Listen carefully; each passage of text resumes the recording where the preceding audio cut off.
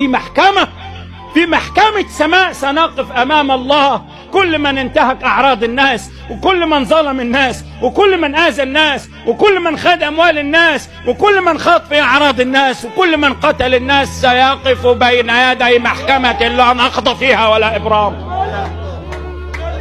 ساعة ما يقال لمن الملك اليوم، ساعتها سترتجف فرائسك التي كنت بها تتعزز على الضعفاء. إذا دعتك نفسك لظلم الناس والاجتراء على حقوق الناس والخوض في أعراض الناس، احذر، فما من قنبلة تنفجر سريعا ولا تثر أشد من دمعتين تذرفان من عين مظلوم.